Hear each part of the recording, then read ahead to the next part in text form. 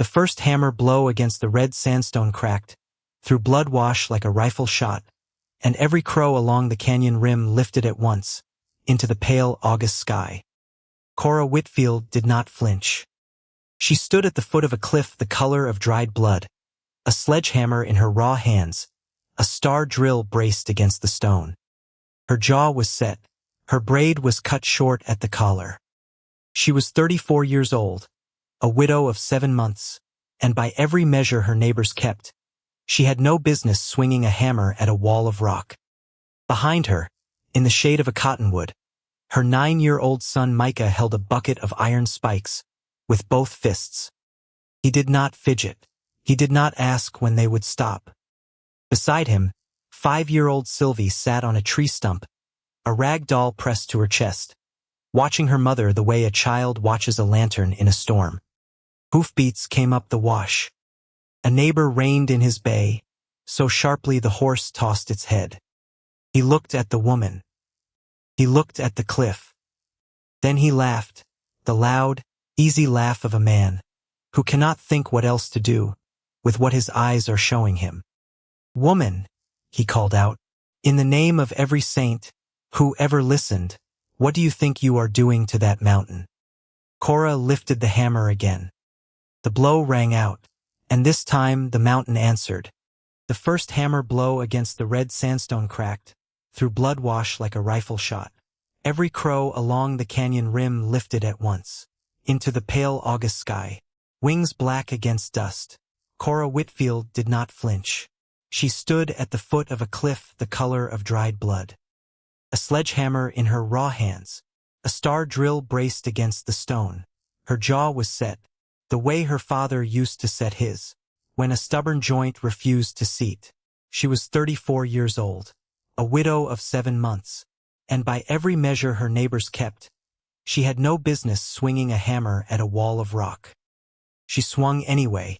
The dust that spilled from the crater at the drill tip was the color of dried blood, the color of the land itself, the color of everything in Blood, Washington, which was named for a reason.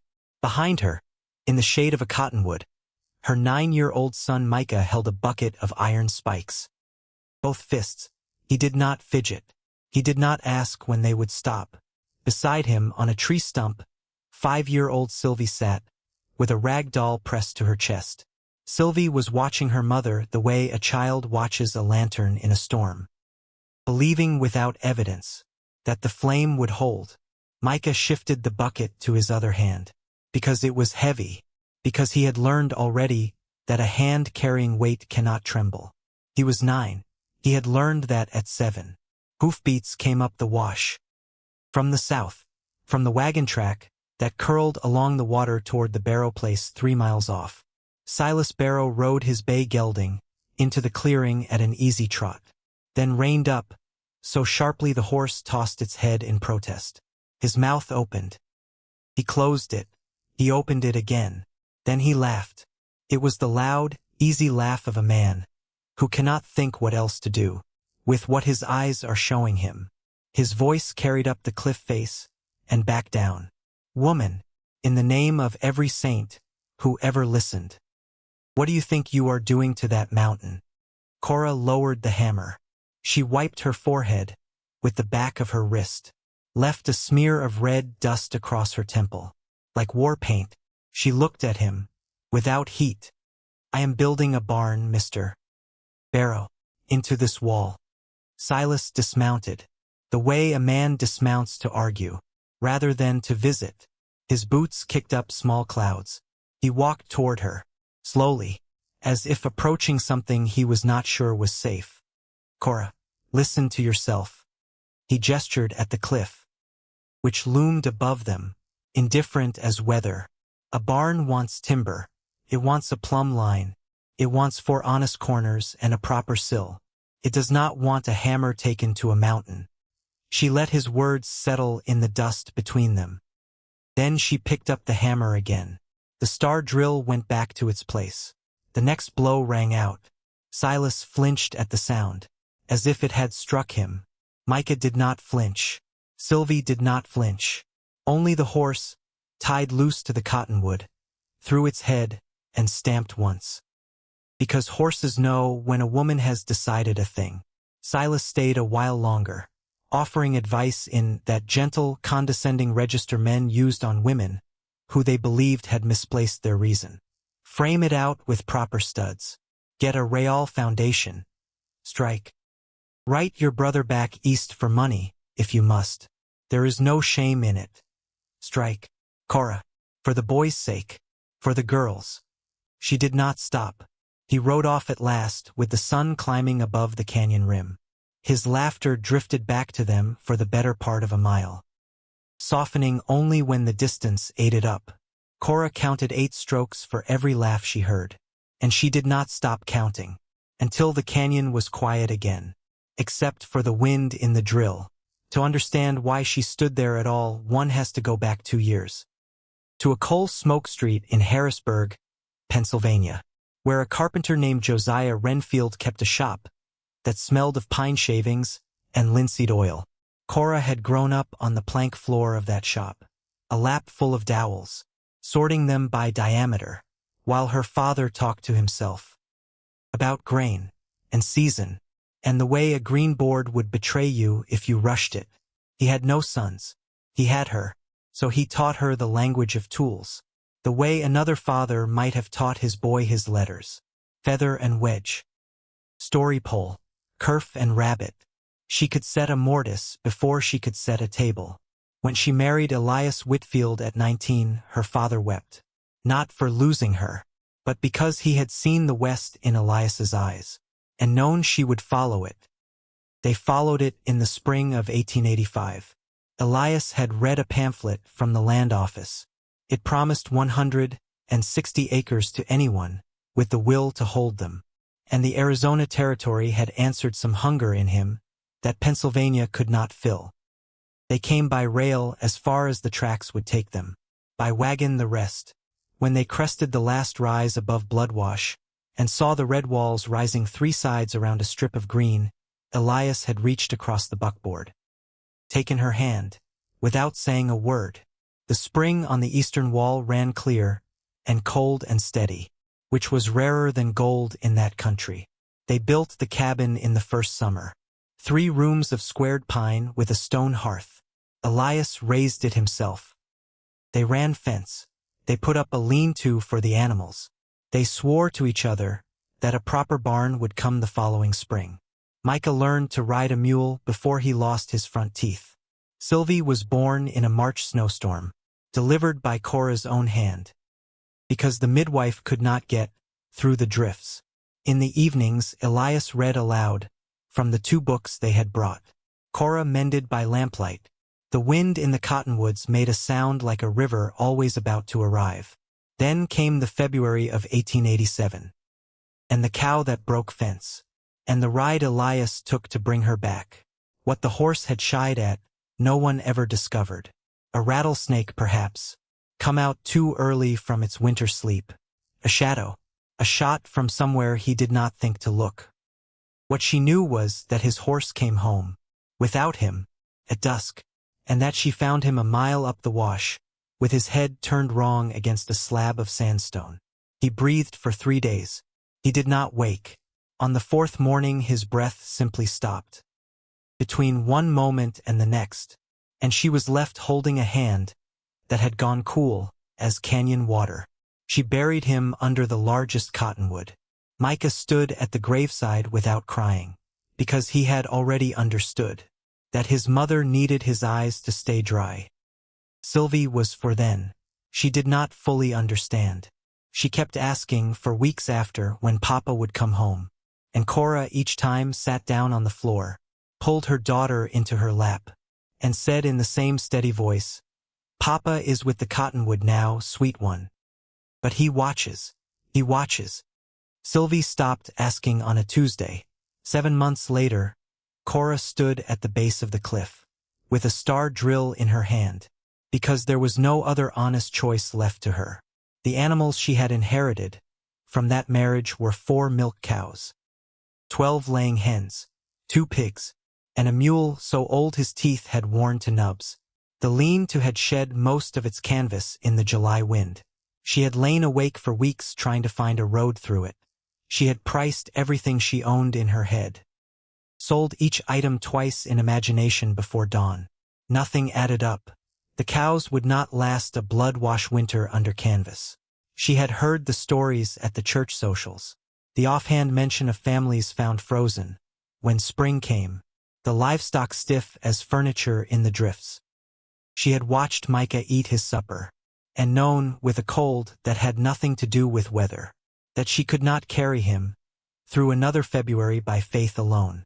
She had watched Sylvie sleeping in the loft, one small hand curled under her chin, and known the same about her daughter. The night the idea came, she had been reading to them, from a small blue book. A schoolmarm in Prescott had given it to her the previous winter. A book with woodcut illustrations of the ancient cliff villages that dotted the region. Micah put his finger on a picture of a small stone dwelling, tucked into an alcove high in a canyon wall. Its doorways black as eye sockets, its walls the same color as the rock that held it. His voice had been careful, the way children make their voices when they suspect they might be asking a foolish thing. Why did they build inside the rock, Mama? She had told him what she knew. The rock kept the weather off. The rock did not burn. The rock did not blow down. Enemies could not come at you from behind if the mountain was your back. He had considered this a long moment, and then he had said the sentence that would rearrange her life. Could we build our barn in the rock, Mama, like they did? Sylvie, at his elbow, looked up from her doll. She said nothing, but her eyes went to her mother. Waiting for the answer, Cora did not answer at first. She looked past both her children, at the door of the cabin, past the door, at the moonlit shape of the canyon wall, and she saw the shallow alcove she had walked past 1,000 times, without ever truly seeing it. 15 feet deep, 40 feet wide, 20 feet high at the crown, sloping down toward the floor, a natural roof of red stone that had shed rain and snow for 10,000 years. Without complaint, she rose from her chair. Without a word, she put on her shawl. She took up a lantern. She walked out into the cold to hold the light up against the alcove's dark throat. Micah followed, in his stockings. Sylvie followed after, barefoot, dragging the rag doll behind her. Neither of them spoke. Cora stood there a long time. She thought of her father in his Harrisburg shop. Rock will tell you what it wants, girl, if you have the sense to shut up and listen. She listened. The rock said, I have been here 10,000 years. I will not fail you in one. She spent the next week measuring. She thumped the sandstone with a hammer handle, and listened for the hollow note, the note that would have told her to turn away. The note was solid. The stone spoke back like a struck anvil. The first time she told another human being what she meant to do, she was standing on the trampled grass behind the little clapboard church at Owl Creek Crossing, holding a plate of dried apple pie she had not touched. The Sunday social had drawn every family within a day's ride.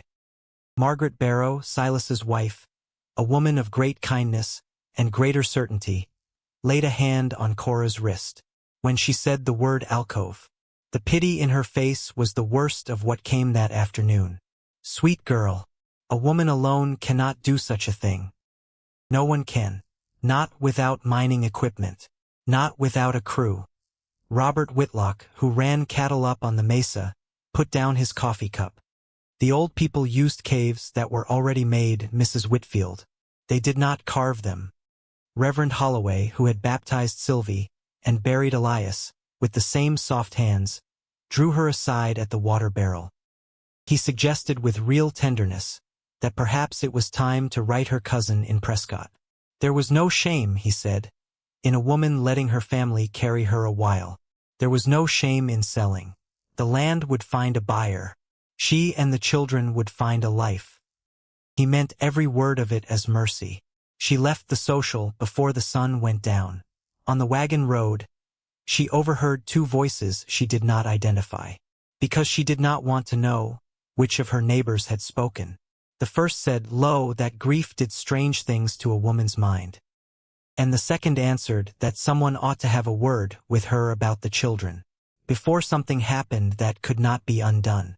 The words rode home in the wagon with her, and would not get down. Micah curled against her side under the buffalo robe. He felt her stiffen, reached up without looking, patted her arm, the way she had patted his when he was 3. Sylvie was already asleep on her lap. She began work the next morning at first light. She had cleared the alcove floor first, hauling out the litter of fallen stone in a wheelbarrow, whose wheel Elias had trued the summer before he died. Micah carried smaller rocks in his bucket. Sylvie tried to help too. She picked up pebbles, carried them 10 feet, dropped them, picked them up again. Cora watched her out of the corner of her eye, and said nothing, because a child needs to feel useful, even when she is not, especially then. By the end of the second week, the floor was clear enough to walk, without watching your feet. By the end of the third, the back wall stood scrubbed of loose grit. It was on a Thursday late in the third week that Cora found the marks. She had been brushing dust from a section of the back wall, preparing to set her first anchor drill. Her hand moved across the sandstone, then stopped. Beneath the crust of red dust, cut into the stone, with a patience she could feel, through her boots, ran the shallow line of a spiral. Below the spiral, a snake had been pecked into the rock, its body curving with the natural fissure of the stone. Above them both, the round of a sun, with 4 small rays. Cora knelt, put her hand on the cool stone, did not speak for a long time. Micah came to her side. Sylvie came behind him. Someone had been here. Someone had thought this place worth a mark. Someone had sat where she was sitting, in the shade of the same overhang, and had believed the wall could hold something worth making. The knowledge went into her like a slow drink of water on a hot day. When she rose again, she did not tell her children what it had done to her. She only said, so quietly they had to lean in, "The people who came before us were not wrong." Sylvie put her small palm on the spiral, as if greeting an old friend. Micah touched the snake. Then he looked up at his mother. His face was grave, and older than 9. They finished, "Mama." "Yes, so can we." She did not answer. She only nodded once. Then she picked up the star drill, and set it against the mark she had made the day before, and began. The first blow rang out. The canyon answered. Silas came by that Wednesday, as he had come every Wednesday. He offered his usual advice in his usual tone. But she did not answer, did not look up, did not slow. When he had ridden off, she realized her cheeks were wet, and she was surprised, because she had not thought she had tears left in her. For a man who meant her no harm, and only pity. The next visitor was of a different kind entirely. He did not come laughing. Cornelius Thorne drove himself up the wash in a black surrey, with red wheels, the sort of rig that announced money before its owner opened his mouth. He was a heavy man in a good coat, clean-shaven in a country of beards, with the pale eyes of a man who spent his life doing sums in his head. He ran the largest outfit in 3 counties, 8,000 acres of grass, leased or owned outright. Everyone within a week's ride knew his name. Everyone knew the way his hand closed around a piece of country, and did not open again. He drew up in front of the cabin. He did not step down until Cora came out to meet him. He removed his hat with courtesy. His smile was the smile of a man who had rehearsed it. "Mrs. Whitfield, forgive the intrusion." His voice was pleasant in a way that made her count the buttons on his coat instead of listening to the words. He offered condolences for Elias, that were correctly worded, and empty as a dry well. Then he came to the reason he had come. He wanted her water. He did not use the word.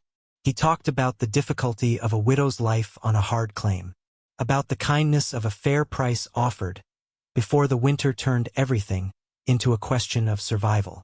He named a figure. It was less than 1/3 of what the land was worth. He said it with the smile of a man doing her a favor. She did not raise her voice. She did not step back. "The land is not for sale, Mr. Thorne." His smile did not move at first. Then it did, and what came into it was the thing his eyes had been hiding. "Mrs. Whitfield, you will change your mind before the spring. A woman alone in a canyon like this learns, before long, what the country will, and will not permit. I only hope that when you come to me, my offer has not had to grow smaller for the waiting." He put on his hat. He turned the surrey. He drove away without looking back. Sylvie, at Cora's hip, looked up. "Mama." That man's smile was cold. "Yes, little one, it was." "Why?" "Because he wants what is ours, and he thinks he is going to get it." "Is he?" Cora looked down at her daughter. "No." That evening, after both children slept, Cora did something she had not done since the day of the funeral.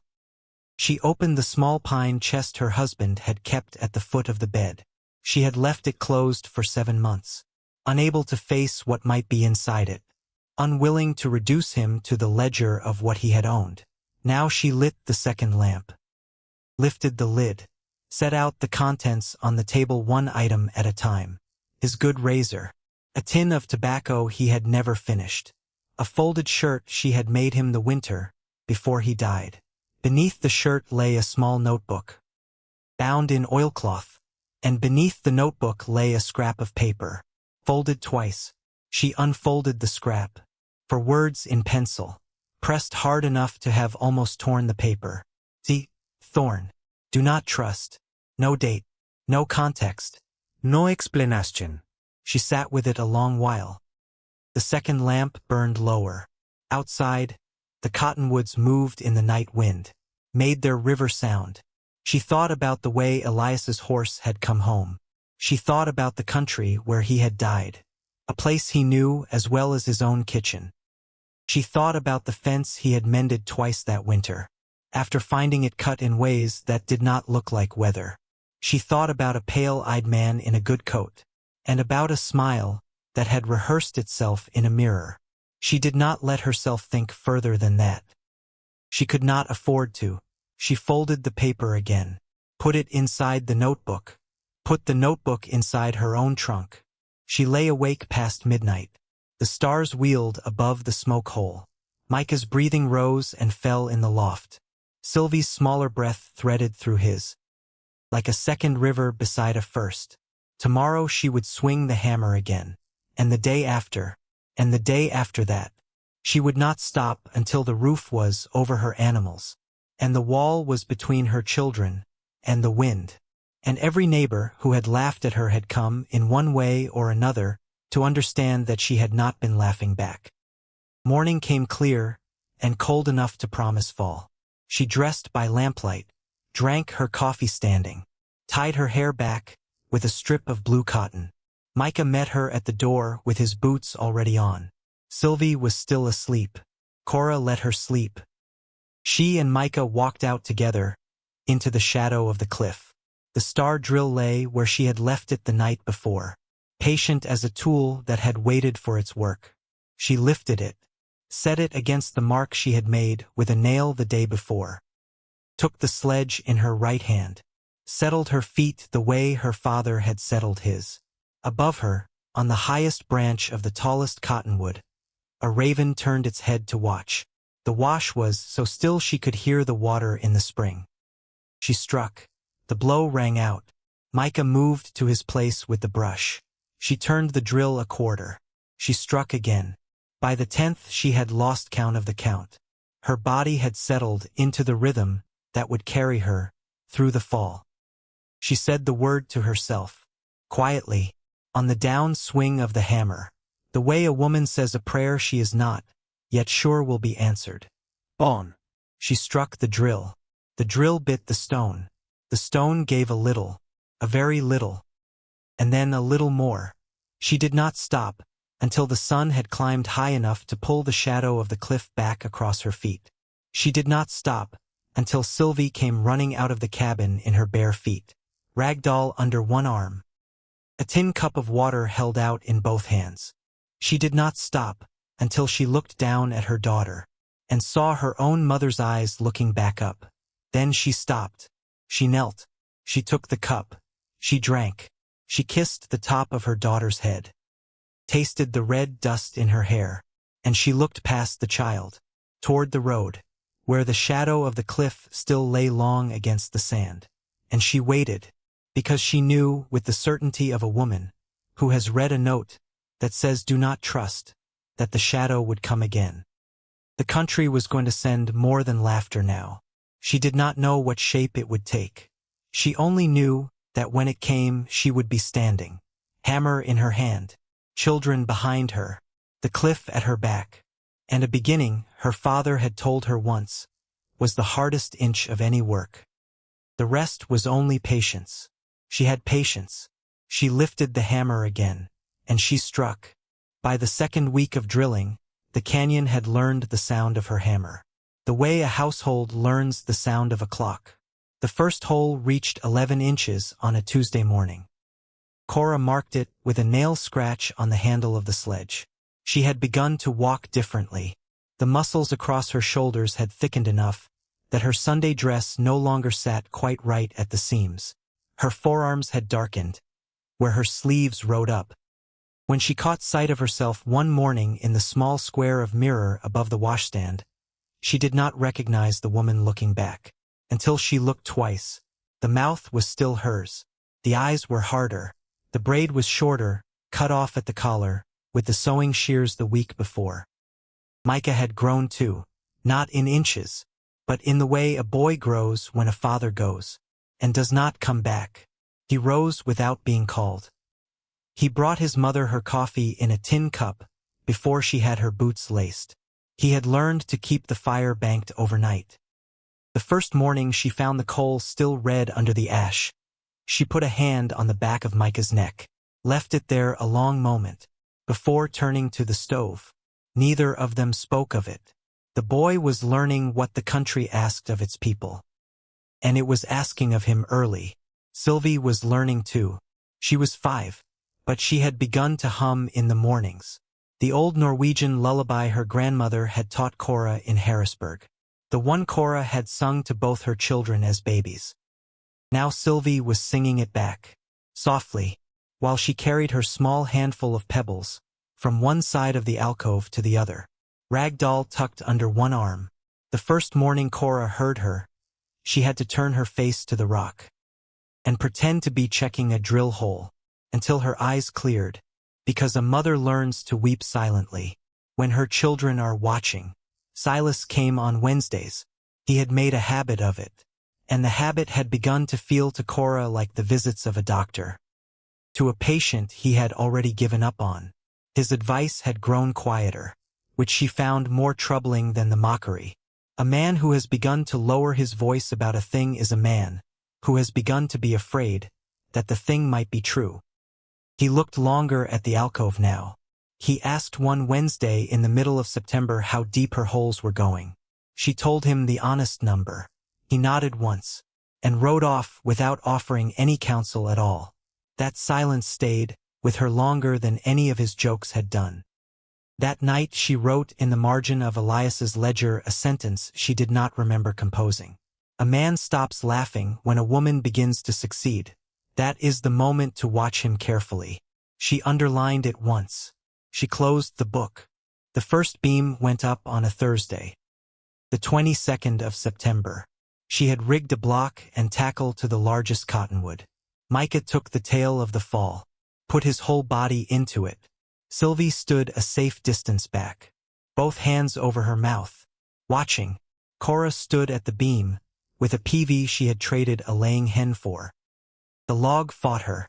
It swung against the wall and left a raw scrape she would have to smooth. When the beam finally settled into its cradle of drilled holes and wooden wedges, she stepped back to look at it. The beam ran the length of the alcove throat, 5 feet above her head, straight as a plumb line. It looked, in that first moment, less like something she had made than like something that had always been there, waiting for her to notice it. Micah came up beside her without a word. Sylvie came up on the other side, took her mother's other hand. They stood there together, while the light shifted along the beam's underside. And something in Cora's chest, that had been holding its breath for 7 months, let out a portion of what it had been keeping. The second beam went up the following Tuesday. The third the Friday after. Between the raisings she was quarrying stone, splitting blocks of red sandstone. From a softer bed she had found a quarter-mile down the wash, using a set of steel wedges her father had sent her in a wooden box. Feather and wedge, he had written on the box. For the daughter who will need them. He had known. He had known before she had known. She used them now with the reverence of a woman using a keepsake to save her own life. Micah mixed mortar. 3 parts sand, from the wash to 1 part slaked lime. He learned to test it by drawing a trowel through it, reading the way it held the line. When it held, he called her over. When it slumped, he added a handful of lime and stirred it again. She had shown him once. He never asked twice. Sylvie had her own job. She sorted the small stones from the large, made 2 neat piles at the edge of the alcove, chip stones for chinking, face stones for the wall proper. She was 5. She sorted them by size and then, when she was bored of size, by color, then by shape. Cora watched her sometimes, and knew that the piles were less important than the sorting. A child needs to do a thing. A child needs to know her hands are wanted. The wall began to rise across the alcove throat on the 1st of October. She laid stone from the ground up, working from both ends toward a center. The wall was 2 feet thick at the base, 18 inches at the top. It leaned back into the alcove a 1/4 inch to every foot of rise, so that the weight of the stone pressed itself into the mountain, rather than away from it. That trick she had taken from a book Elias had bought in Prescott the year before he died. A book on old Roman engineering. Thorne's men came in the 2nd week of October. She never saw them. She only saw what they left. The east fence, which she had checked and mended 3 days before, lay flat in the grass at first light on a Sunday morning. Its wires cut cleanly, its posts pulled from the ground. The cows were scattered across a 1/2 mile of wash. All but one. The one was Bess, the oldest, the calmest, the cow that had walked to Micah's hand for a scrap of biscuit since he was 5, the cow whose milk had fattened him through his 2nd winter. She found Bess 2 days later, up a side draw where no cow would have wandered on her own. Her legs were broken, in a pattern that no honest fall would have made. Cora sat down beside the animal, put her forehead against its warm flank. Did not move. For an hour. The wind moved in the cliff grass above her. The sun climbed. A raven landed on a rock 10 feet off, and did not fly when she raised her head. When she stood up at last her knees hurt. Her hands were steady. Micah stayed behind at the cabin because she had told him to. Sylvie was with him. When Cora came back, she did not tell them what she had seen. She only said that Bess had died, and that they would butcher her before the meat spoiled, and that they would not waste her. Micah's face did not change, but he understood, because he was 9. Sylvie's face did change. She had loved Bess. She had milked her, sitting on a low stool, small hands buried in the soft flank, singing her Norwegian song into the cow's ribs. She looked at her mother. She looked at the floor, and then she said one word. Why? Cora knelt, took her daughter's small face in her hands. Because a bad man wanted us to be afraid, sweet one. Are we? Cora looked at her a long time. No. We are not. We are only sad. Sad is different from afraid. Do you understand? Sylvie thought about it. She was 5. She thought about it the way a 5-year-old thinks, which is completely. Then she nodded. Sad is what you do when a friend goes. Afraid is what you do when a friend might. That is right. And Bess is a friend that went. Yes. So we are sad. Yes. Sylvie nodded once more. Then she went to the corner, picked up her rag doll, walked out to the alcove, sat down on her stone sorting stump, and began to sort. She sorted for 2 hours without stopping. Cora watched her from the mortar box, and understood that her daughter was building a wall too, just a smaller one, around a smaller heart. They spent that afternoon at the work no woman on the frontier could afford to refuse. Cora had killed hogs beside her father in the Harrisburg yard. She knew the knives. She knew the order of the cuts. Micah did what he could, which was to keep the fire under the rendering kettle, and to run for salt when she called for it. Sylvie stayed inside the cabin with her doll. Cora had told her to. That evening, with the smokehouse hung and the cabin quiet, Cora sat at the table, with her hands still smelling of tallow. She opened the pine chest again, took out the scrap of paper a second time. Read the 4 words. She did not weep. She did not curse. She folded the paper, replaced it, lay down beside her sleeping children, stared at the smoke hole until the stars moved a full hand's breadth across it. She raised the pace of her work by an hour a day after that. Not because she felt stronger, because she felt the country closing. The next Wednesday Silas did not come. She noticed. She did not know what to do with the noticing. On the Wednesday after that he did. And he brought a sack of nails from the store at Owl Creek. And he set it down on the flat rock by the cabin door, without a word, and rode off before she could refuse them. She stood a long time with the sack in her hand. The nails were good ones. She could not decide whether the gift was penance or reconnaissance. In the end she used the nails, because the wall did not care about the giver. The wall reached the height of her collarbone by the middle of October. The 4th beam went up on a Friday, and it was the beam that nearly took her son. She had rigged the tackle to the same cottonwood. The log was the longest of the 8, 22 feet of green pine, for 100 pounds. She had noticed the fray in the rope's middle 2 days before. She had told herself she would splice it before the next raise. She had not spliced it. She had been at the mortar box past dark the night before. By the time she came in, her hands would not hold a needle for the shaking. When she came out at dawn, she looked at the rope. She saw the fray. She made the decision that a person makes when tired. It will hold this one more time. It will hold. Micah had asked that morning to work the tail of the fall. She had said yes, without thinking about the rope. They had the log a third of the way up. When she heard the sound, it was not a snap. It was a sigh, a soft breath of failing fiber, from the point where the rope crossed the pulley overhead. She was already turning when the rest of it went. The log dropped, 22 feet of green pine, for 100 pounds, falling nose down toward the alcove floor. Micah stood at the tail of the rope, the slack suddenly loose in his hands. His face turned up to watch the beam he had been lifting a heartbeat ago. He did not understand yet what was happening. She saw the understanding beginning in his eyes, and she knew he would not move in time. She was already moving. The distance between them was 6 feet.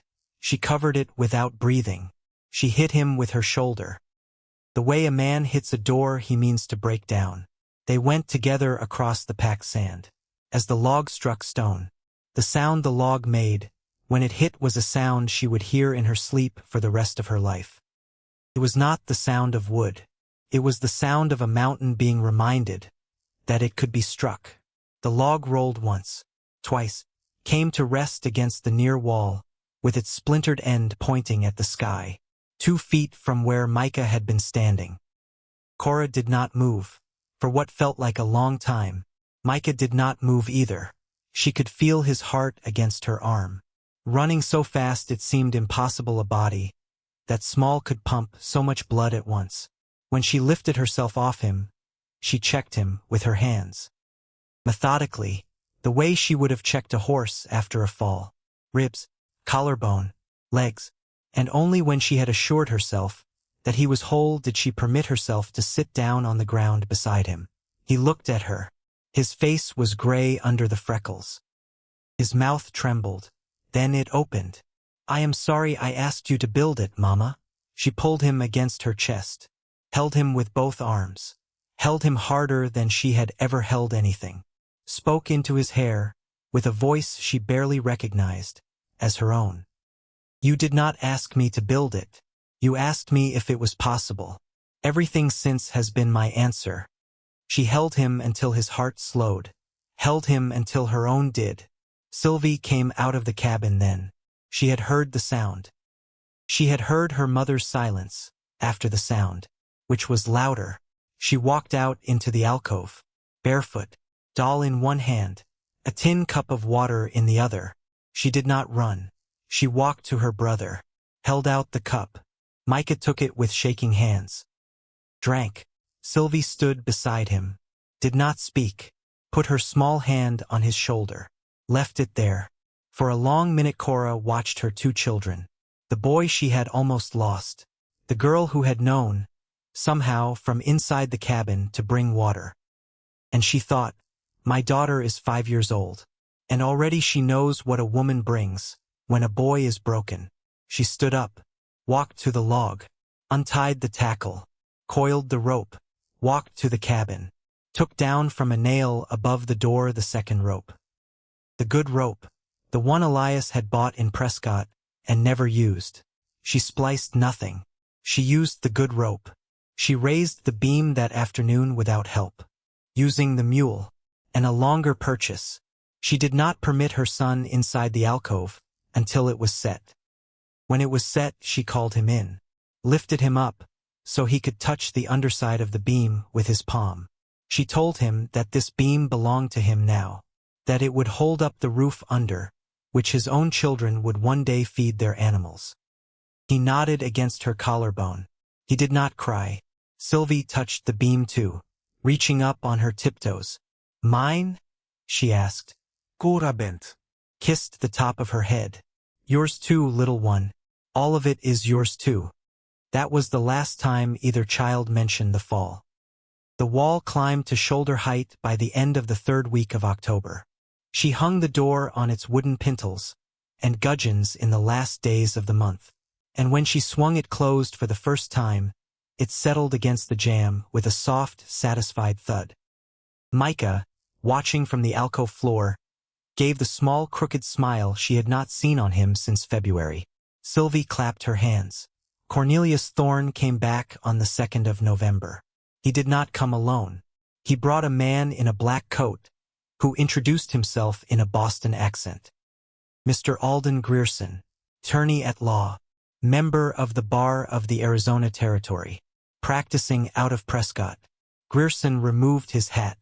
He asked to be permitted to speak with her on a matter of legal importance, concerning the welfare of the minor children in her custody. She let them stand in the yard. She did not offer them chairs. Micah and Sylvie were at the cabin. She had told them with a look to stay inside, both faces pressed to the glass. Grierson opened the portfolio, read a document aloud in the careful, expressionless voice attorneys use. Petition, filed on behalf of a party concerned for the welfare of the minor children of the late Elias Whitfield. Grounds, that the mother had undertaken a course of conduct dangerous to the children, and evidencing a diminished capacity for judgment, to wit, the attempted excavation of a habitable structure from a natural rock formation. The petition prayed the court for an order, removing the children from the custody of the mother, pending a full hearing. Grierson lowered the paper. He watched her. Thorne watched her too.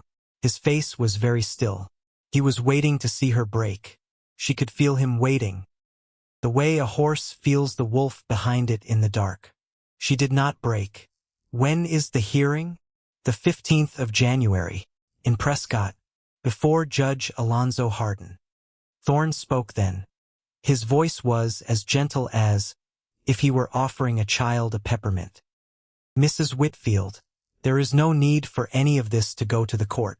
I am prepared to withdraw the petition today, my offer for the land stands, and I will add $100 for your inconvenience.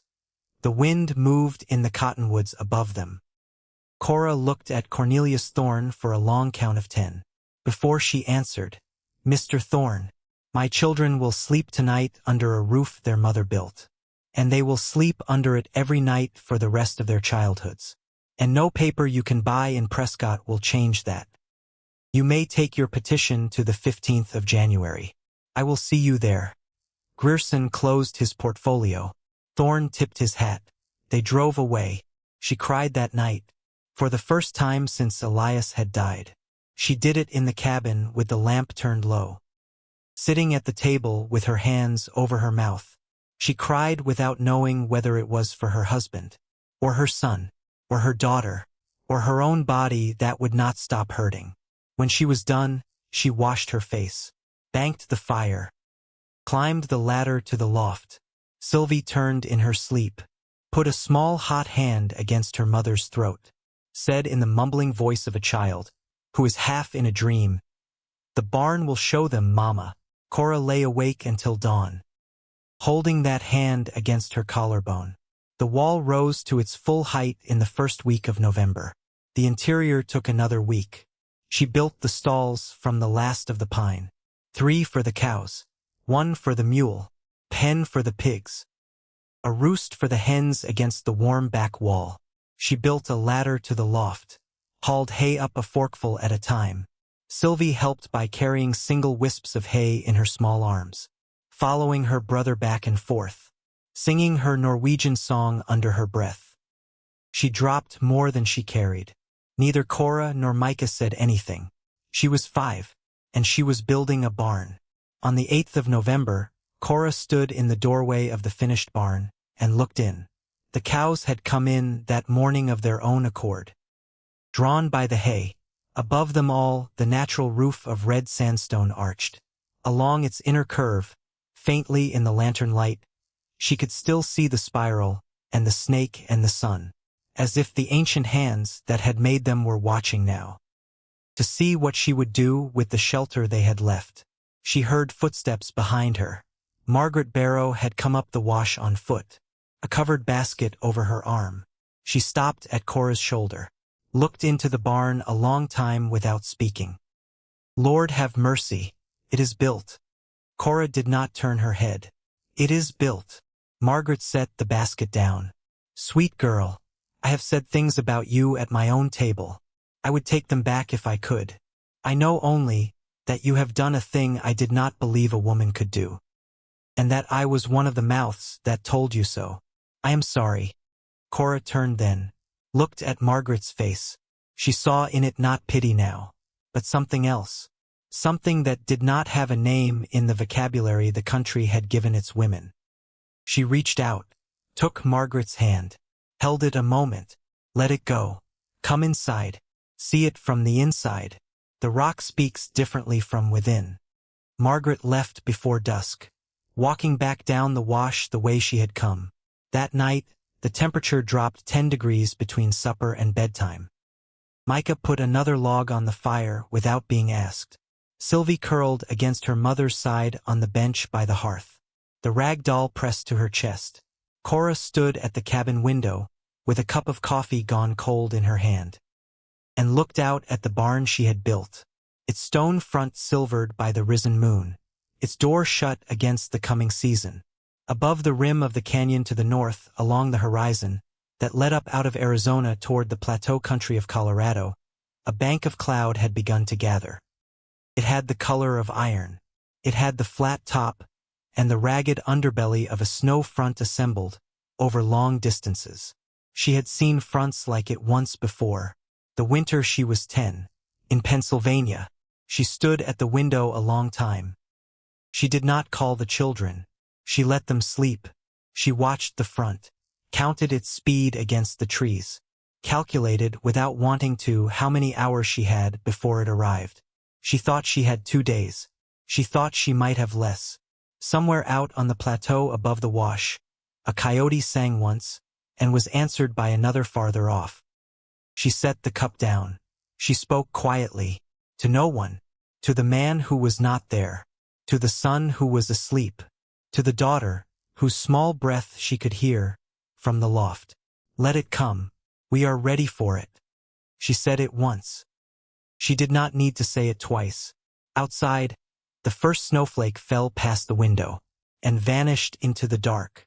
Before it reached the ground, the canyon held its breath. The storm arrived on the 22nd of December. It arrived the way a bull walks into a pen it has decided to own. There was no preamble worth naming. There was a morning that broke gray, a noon that turned the sky the color of wet slate. And at 3 o'clock, the first heavy flakes began to fall, in sideways sheets, that erased the road before the boots of a person walking on it could leave a print.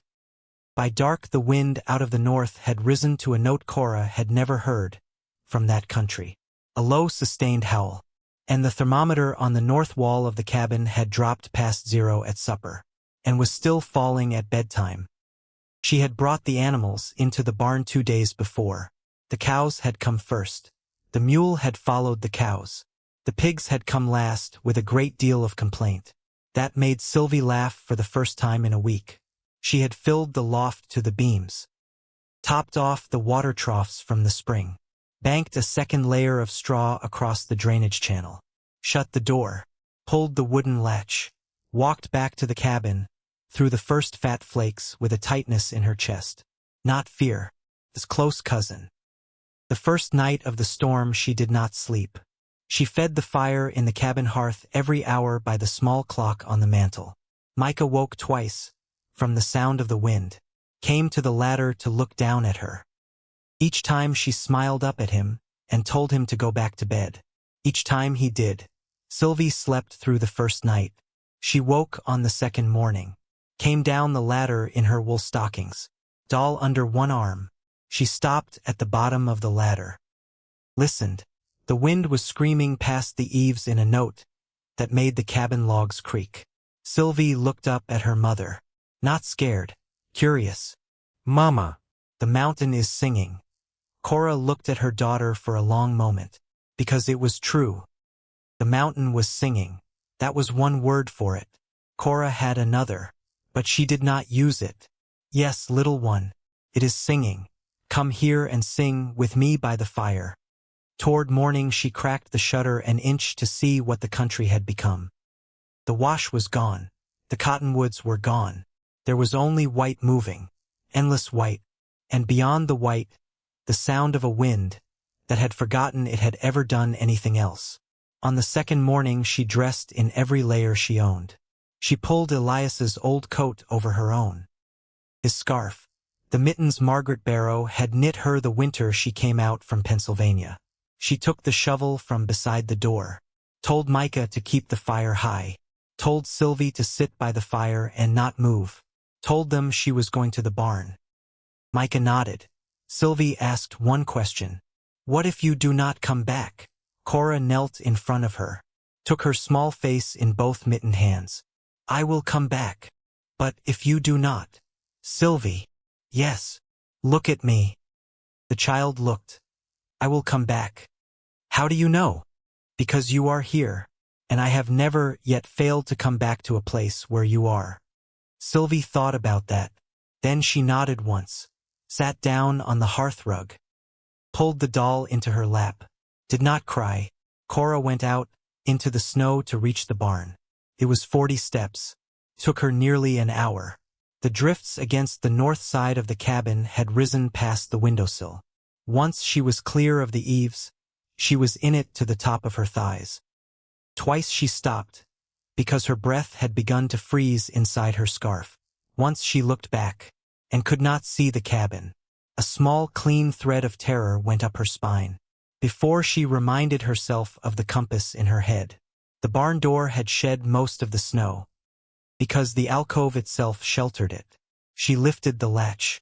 The wood had swelled slightly with the cold and stuck. She put her shoulder against it. It gave. She stepped inside, closed the door behind her, and the wind cut off, as if a hand had been laid across a mouth. The silence inside was the first thing. Then the warmth, which was not warmth in any human sense, but the absence of the wind's teeth, an absence so profound that her cheeks began to burn as the blood came back to them. Then the smell, which was the smell of cows, and hay, and old wood, the smell of a barn on any morning in any country, where a barn is a barn. The animals turned their heads to look at her. The mule made his low huffing sound. Bess's daughter, the younger cow, now grown into her mother's role, moved a step forward in her stall. Cora stood in the doorway, her hand still on the wood. She took the truth of it into her body before she permitted her mind to say the words. The rock had held. Not because rock was warm. Rock was not warm. Rock could not be warm. The truth was in the ground, and in the mass of stone that curved above and behind and around, and in the way the whole earth on that side of the alcove refused to conduct the killing cold, as fast as it fell. The wall she had built was 2 feet of stone at its base, and the mountain was a mile of stone behind it, and the drifted snow now piled outside the door was itself a blanket. The storm had laid over its own weapon. It was not magic. It was engineering as old as human beings, and it was working exactly as she had believed it would. She checked the water. It had a skin of ice at the surface. She broke with her hand. She forked fresh hay into each stall. She stood a moment longer in the doorway, to burn the picture into her memory. Then she went back out into the storm. On the walk back to the cabin she permitted herself, for the first time in 7 months, to laugh out loud. The sound was ugly and torn, and immediately swallowed by the wind, but she heard it inside her own head, and it was the sound of a woman who had begun to believe that her children might see April. The wind fell on the 4th day. The snow stopped by mid-morning. The sky opened blue as a robin's egg above a country that had been rewritten in white from horizon to horizon. She stepped out with Micah and Sylvie beside her, all 3 of them squinting against the brilliance. Sylvie let out a whoop that echoed off the cliff. She had been 3 days indoors. She was 5.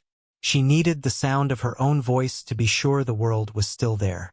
Micah did not whoop, but he smiled, and Cora, watching him, thought, "My son has just remembered that he is a boy." They were shoveling a path from the cabin door to the barn when the wagon came up the wash. Came slowly, its team laboring through breast-deep snow, its driver standing on the box to pick the shallowest line. Cora did not recognize the wagon until it was very close. Then she did. It was Silas Barrow's, and it was Silas driving. Beside him on the bench sat his son Thomas, 12 years old, wrapped in 3 coats and a hat that had once been his father's. Silas's face was gray. His mustache had ice in it. He pulled the team up at the yard, did not get down. When he spoke, his voice had the exhausted rasp of a man who had not slept in 2 nights. "Cora, our barn is gone." She looked at him, did not speak. "The roof came down under the snow last night.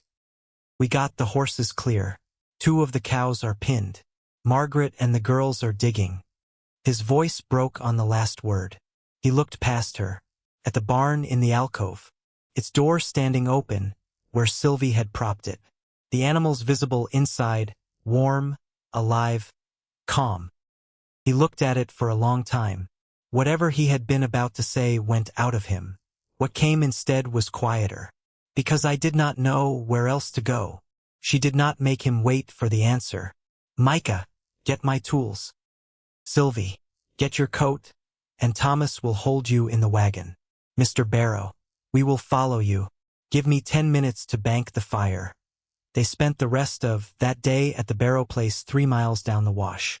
The barn had come down at the ridge, the timbers folding inward, the way a bad handshake folds a set of fingers. Margaret was in the wreckage to her waist when they arrived, her hair down, a shovel in her hands, digging beside her oldest daughter at the flank of a red cow that was still breathing. Cora went in beside her without a word. They worked with pry bars and axes and shoulders. They got the first cow out at dusk. She was bruised bloody along the ribs, but she stood, and she walked, and she would live. The second cow they did not reach until full dark. She had died an hour before. Margaret sat down in the snow beside the animal, cried without sound. Silas stood a little apart, looked at his hands, did not seem to know what to do with them. Cora went to him, did not touch him, did not need to. She only said, quiet so the others could not hear, "You will bring your remaining stock to my place tomorrow. All of them. There is room." He looked at her. His eyes were red, from wind and from what had risen behind the wind. Cora. I do not. Deserve is a word for churchyards. Mr. Barrow. My barn is a word for winter. Bring them at first light. Word traveled the way word always travels in a country, where wagons pass one another on frozen roads. By noon of the next day, Robert Whitlock had ridden in on a mule to say his own roof had partly given, and he had lost a heifer, and might Mrs. Whitfield take his 3 cows. By evening the Kemps had come, bringing 4 cows and a nervous saddle horse. The Ashfords sent word that they were coming, with what they had left. By the second afternoon, after the storm, Cora's alcove barn held the livestock of 6 households, standing shoulder to shoulder in stalls made suddenly narrow, breath rising in a single fog that lifted to the underside of the natural roof. The barn had been built for 4 cows. It was holding 22 animals of various species. It was holding them, and it was warm. The neighbors came with the animals. The neighbors stayed to help. Sylvie, at 5, had appointed herself the keeper of the door. She stood by it in her wool coat, opened it for anyone who came with hay, closed it after them, sang her Norwegian song under her breath, while she waited. Robert Whitlock's oldest daughter, a girl of 8 named Ruby, stood beside her one afternoon. "What are you doing?" "Sorting." "Why?" Sylvie considered. "Because someone has to." Ruby thought about that. Then she sat down, picked up a red stone, put it in the red pile. The 2 girls sorted for an hour without speaking. Cora watched them from the mortar box, where she was showing Robert Whitlock how the anchor holes had been set. And she thought, this is how it begins. This is how a country changes. One girl teaching another how to sort. On the 3rd evening of the shared work, Silas Barrow came to find her. She was standing at the door of the barn, watching the last light go pink along the top of the cliff. He came up beside her, did not speak for a while. When he did, his voice was low enough that only she could hear it. "I owe you a truth, Cora. I have owed it since February. I could not carry it any further alone." She did not turn her head. She had known, from the moment his wagon came up the wash on the day the storm broke, that this was coming. She had not known its shape. She waited. He told it plainly. Thorne had come to him in the fall of the year, before Elias's death, offering money to cut a certain stretch of the Whitfield fence at a certain time, so that certain cattle might wander onto certain grass, and cause a certain amount of trouble. Silas had refused. He had not told Elias. He had told himself it was a private matter between him and his own conscience, and that no harm had been done, because he had said no. He had gone on telling himself that, until the February morning, when Elias's horse had come home without him, and until word had reached the Barrow place 2 days later, that a boy who worked at the Thorne ranch had been seen riding up the wash at first light on the day of the accident, and had come back alone, and had not been seen since, because Thorne had paid him to ride out to California by the end of the week. Silas had not gone to the sheriff. He had been afraid. He had been ashamed. He had begun instead to ride up the wash every Wednesday, to make jokes at a woman he had failed, because the jokes were easier than the truth, and because if she failed on her own, then the guilt he carried would have a place to lay itself down. He finished. He did not look at her. He looked at the last color leaving the top of the cliff. "I do not ask you to forgive it, Cora. I ask you to know it. That is all I have the right to ask." She was quiet a long time. When she answered, her voice was steady, though something in her chest had begun to tremble in a way that had nothing to do with cold. "Mr. Barrow, my husband left me a note in his chest, before he died, for words in pencil, the name of the man you have just named. And the words do not trust." Elias knew. He did not know how much, but he knew. "What you have told me tonight is the shape of what he suspected." She turned then, looked at him. His face in the last light was the face of a man who had already served a sentence longer than any court would have handed him. "I will not forgive it tonight. I do not know when I will, but I will use it. On the 15th of January in Prescott. I will use every word you have said to me. and you will say them again, before a judge. And Cornelius Thorne will learn what it costs to laugh at a woman who has already built a wall against a mountain. He nodded, did not speak, walked back toward the cabin, where Margaret waited, with a cup of coffee for him. Cora stood at the barn door, until the stars came out one by one above the rim. The territorial surveyor rode into Bloodwash on the 2nd of January. In a rented buggy, with a spare wheel lashed to the back. His name was Henry Whitcomb. He was a small tidy man from Ohio by way of Denver, with round steel spectacles. He had heard the story in Prescott, from 3 separate mouths in the course of 1 week. He had come out to see for himself. Cora spent 2 hours with him in the barn. She showed him the anchor holes, and the wooden wedges, and the way the wall leaned into the mountain. He wrote quickly in a small bound notebook. When he was done, he closed the notebook, looked at her a long moment, spoke with a formality she had not heard from a man in 7 months. Mrs. Whitfield, I have surveyed for the Territorial Land Office for 11 years. I have seen homesteads from the Kansas line to the Colorado River. I have not seen a thing like this. You have not built a barn. You have recovered a way of building. My report to the governor will name you, if you permit it, as a person whose method other homesteaders in this territory ought to be encouraged to study. She permitted it. He tipped his hat, climbed into the buggy, drove down the wash the way he had come. She watched him go, with a stillness in her chest that felt almost like grief, though she could not have said why. The hearing was held in Prescott on the 15th of January.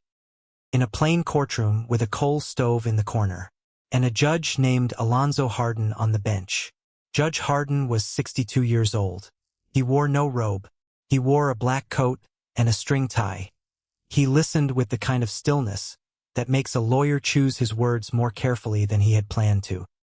Thorne was there in his good coat. Grierson was there with his portfolio.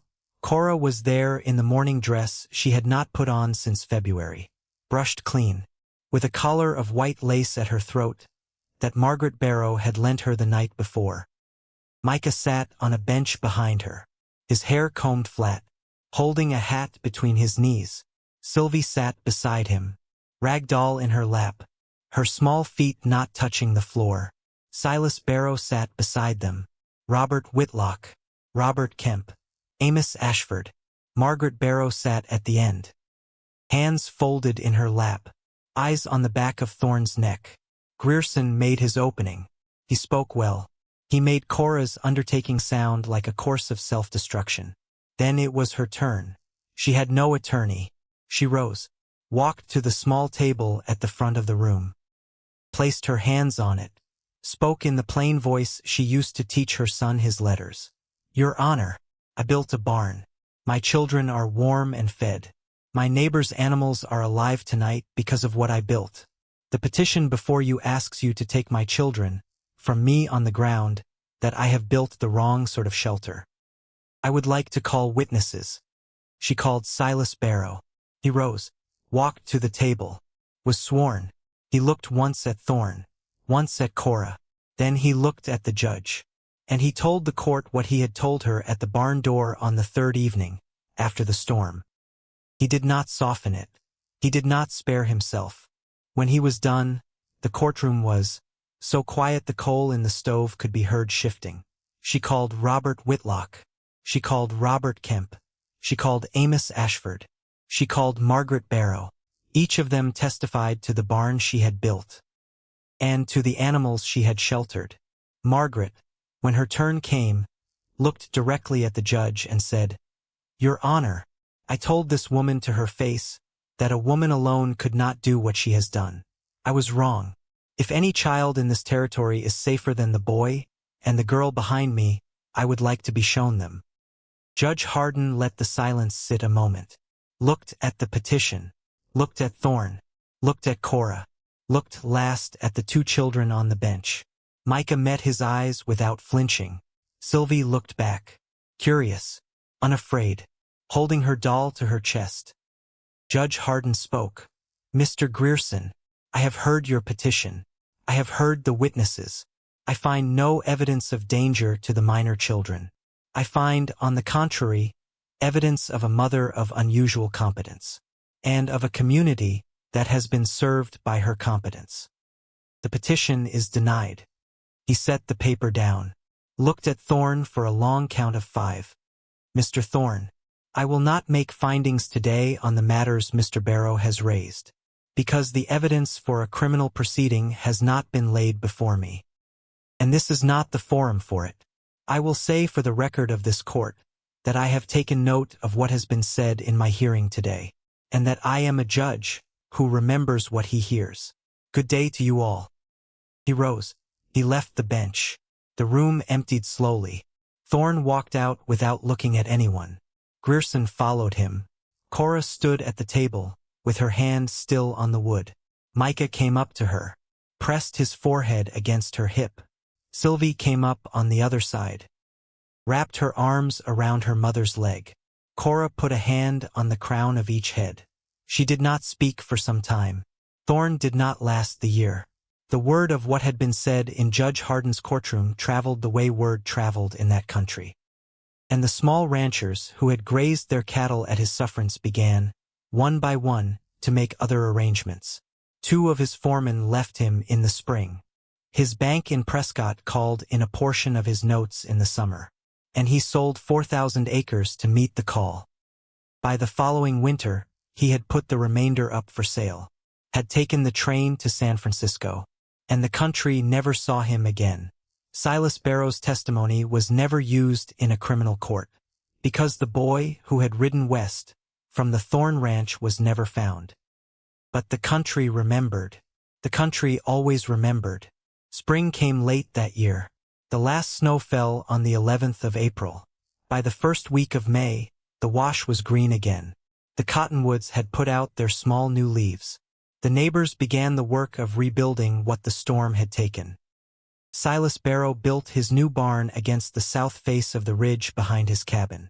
His back wall dug 3 feet into the slope, and banked with earth. Robert Whitlock built his of mortared stone. The Kemps came to Cora twice a week for a month asking questions. She answered patiently. She did not charge them. She did not charge any of them, because she had learned in the 6 months between February and August of 1887 that a thing built alone is a private victory, and a thing taught is a public one. And only the second kind lasts past the life of the builder. In April of that same year, Cora and Margaret Barrow were invited to speak at the community meeting at Owl Creek Crossing about the building of barns that could survive a winter.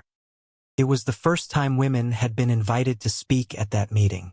Cora stood in front of 40 men and 11 women, and she talked for 20 minutes about drilled anchor holes, and drainage channels, and the way a wall leans into a mountain.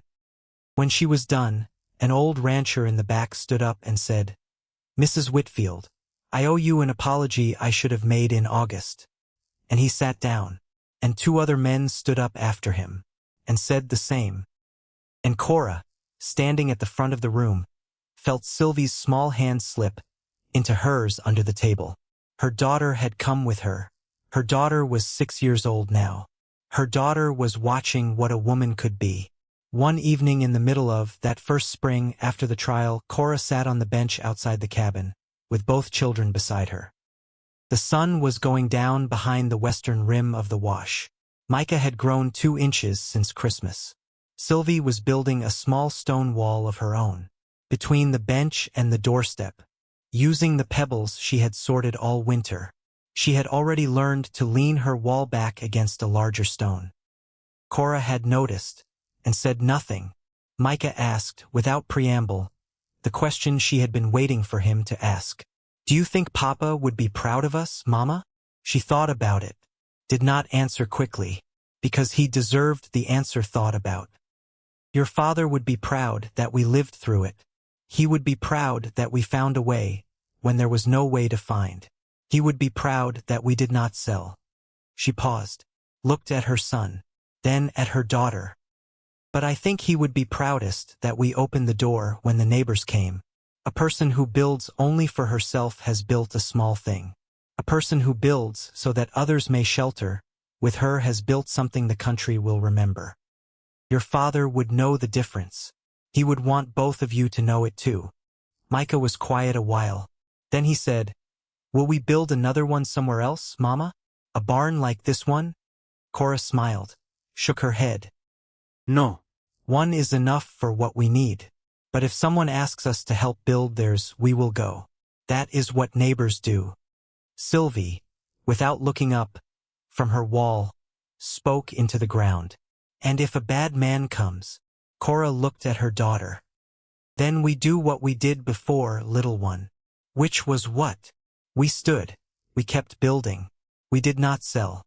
Sylvie nodded, placed another stone on her wall. Good. The barn stood. It stood through the winter of 1888 and the winter after that. It stood through the drought of 1893 and the wet spring of 1897. It stood while Micah grew into a young man, left for a year to work in a lumber camp up on the Mogollon Rim, came back, married a girl from Owl Creek Crossing, whose given name was June Halloran. And it stood while their first child was born in the cabin his father had raised. It stood while Sylvie left for the East, to study at a women's college in Massachusetts on a scholarship arranged by the surveyor Henry Whitcomb, who had never forgotten the 2 hours he had spent in that alcove barn. Sylvie became a doctor. She practiced in Denver, delivered 1,100 babies over the course of her career. The Norwegian song she had learned from her grandmother, the one Cora had sung to her, Sylvie sang it in turn to the mothers whose hands she held through the long hours of labor. Cora lived to see her grandchildren. She died in the winter of 1919, at the age of 66, in her own bed, of a pneumonia she had caught nursing a neighbor's child through the same illness.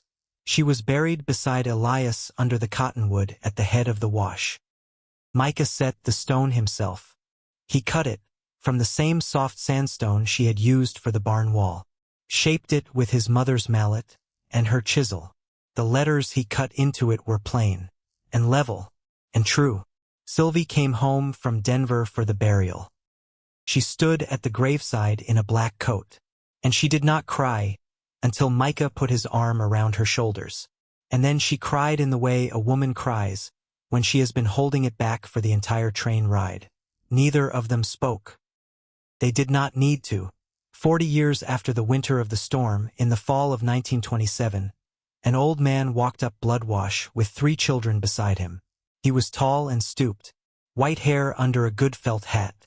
He carried a walking stick he did not lean on. The children were his grandchildren. The oldest was 10.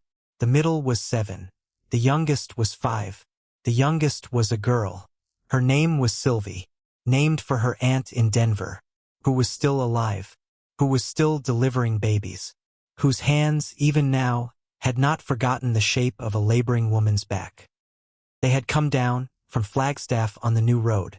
They had left the automobile at the mouth of the wash, because the automobile could not follow where the old wagon track had gone.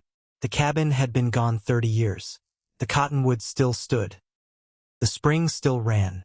The barn was there. The old man stopped at the open door of it, did not go in at first, put his hand flat on the stone of the wall beside the door, at a place where the mortar was cracked. But the stones were still fitted true. Stood a long moment with his eyes closed. The children waited. They had been told on the way down that they were going to see something. They had not been told what. He opened his eyes, led them inside. The barn was empty of animals now. Its loft was empty of hay.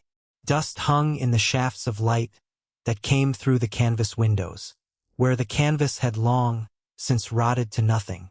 The beams overhead were dark with age, but sound. The stone of the walls was cool to the touch.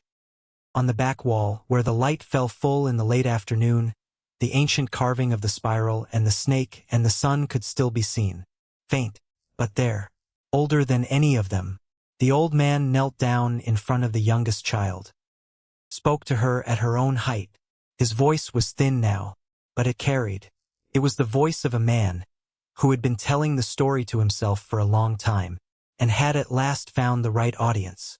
Your grandmother built this with her own 2 hands. Every stone in this wall she cut. Every beam over your head she raised. Every neighbor for 20 miles told her it could not be done. She was a widow. Your Aunt Sylvie was 5. I was 9. We had 4 cows. No money. No help. The winter was coming. He paused. Little Sylvie's hand was on the stone beside his. She did not listen to the neighbors. She listened to a book of pictures I showed her one night. She listened to the shape of the mountain. She listened to something inside her that most people spend their whole lives afraid to hear. The child looked at him, did not speak. She understood in the way a child understands what she cannot yet put into words, that she was being handed something. The old man rose, looked around the barn one last time, said more to himself than to the children the sentence his mother had said to him. At the door of it on the evening the surveyor from Ohio had driven away. Sometimes the strongest answer a person can give to being laughed at is to keep laying stones, one at a time, until the work speaks for itself. He walked out into the late light. The children followed. The barn stood behind them, empty and full at once, its door open to the afternoon, its walls holding the shape a woman had given them in the summer of 1887. Against every voice that had told her the shape could not be held. Above the rim of the canyon, a raven turned in the copper light, perhaps the same one, perhaps a great-grandchild. In that country the difference did not matter. The old man walked down the wash with the children. The cottonwoods moved above them the way cottonwoods have always moved above people walking down washes in the West, with a sound like water always about to arrive.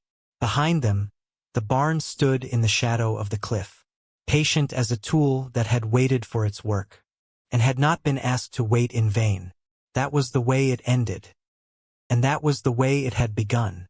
A woman with a hammer, a boy with a bucket, a girl with a rag doll, a wall that everyone said would not stand.